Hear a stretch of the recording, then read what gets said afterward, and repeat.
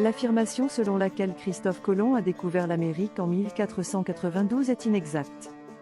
En réalité, les terres qu'il a atteintes étaient habitées depuis des millénaires par des peuples autochtones. Explorons cette idée en détail. Avant l'arrivée de Colomb, les Amériques étaient peuplées par des millions de personnes appartenant à diverses civilisations avancées, telles que les Aztèques, les Mayas, les Incas, et de nombreuses autres sociétés autochtones nord-américaines.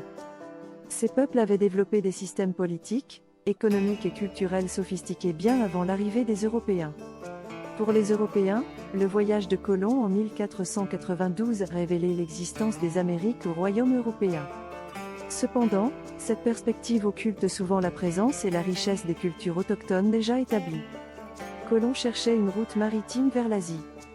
Lorsqu'il a atteint les îles des Caraïbes, il pensait être arrivé en Inde, d'où le terme indien pour désigner les peuples autochtones. Environ 500 ans avant Colomb, les Vikings, sous la direction de Leif Erikson, avaient établi une colonie temporaire à Vinland, aujourd'hui Terre-Neuve, au Canada. L'arrivée de Colomb a marqué le début de la colonisation européenne des Amériques, entraînant des génocides, l'esclavage et la propagation de maladies qui ont décimé les populations autochtones.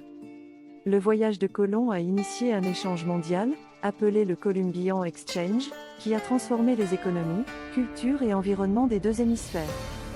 De plus en plus d'historiens et de penseurs critiquent l'idée que Colomb a découvert l'Amérique. Ils préfèrent le voir comme le début de l'ère coloniale européenne. Aux États-Unis, par exemple, la Columbus Day est de plus en plus remplacée ou contestée par la Journée des peuples autochtones. En conclusion, dire que Colomb a découvert l'Amérique est une simplification eurocentrique. S'il a joué un rôle clé dans la mise en contact des deux hémisphères, cela s'est souvent fait au détriment des peuples autochtones qui y vivaient déjà.